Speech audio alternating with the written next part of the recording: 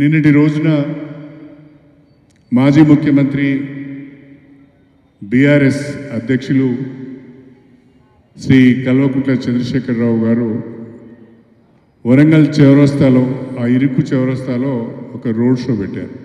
ఆ రోడ్ షోకు ఒక 6-7 మంది 8,000 మంది వచ్చినట్టున్నారు. జిల్లా వ్యాప్తంగా తరలించారు అన్ని నియోజకవర్గాల నుంచి. దానికే రెచ్చిపోయి మాట్లాడుతున్నారు. కడియం శ్రీహరిని టార్గెట్గా చేసి చంద్రశేఖరరావు గారు మాట్లాడుతున్నారు. కడియం శ్రీహరి మోసగాడు అని చెప్తున్నారు. తెలంగాణ ప్రజలను మోసం చేసింది కేసీఆర్. అసలు మోసగాడు కేసీఆర్.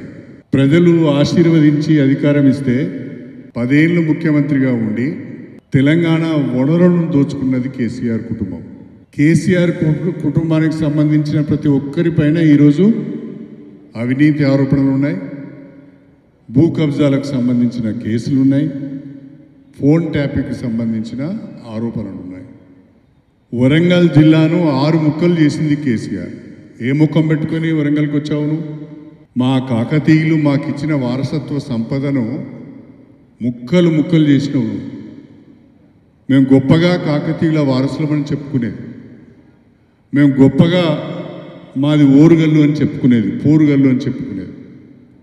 ఇవాళ ఏ జిల్లా అని చెప్పుకోవాలో అర్థం కావడం లేదు. ఎవరు అడిగారని వరంగల్ జిల్లాను మీరు 6 ముక్కలు చేశారు.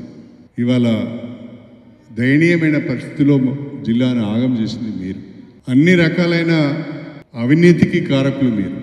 3 నెలల్లో ఏదో అద్భుతం జరగబోతుంది అని చెప్తున్నారు బీఆర్ఎస్ వారు.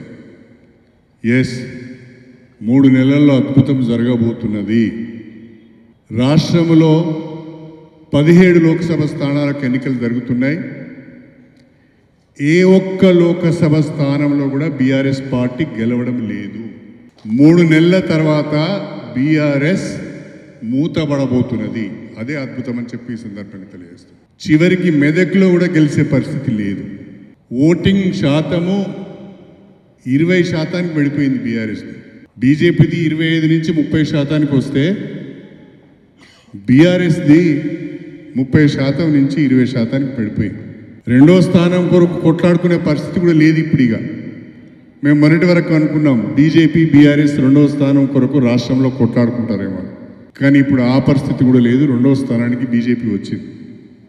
రాష్ట్రంలో పోటీ కాంగ్రెస్ బీజేపీ మధ్యనే ఉంటుంది. బీఆర్ఎస్ చాలా చోట్లలో 3వ స్థానం, కొన్ని చోట్లలో డిపాజిట్ కూడా వస్తుందో రాదో అనుమానంగా ఉంది. కాబట్టి కేసీఆర్ గారు 3 నెలల్లో అద్భుతం జరగబోతున్నది.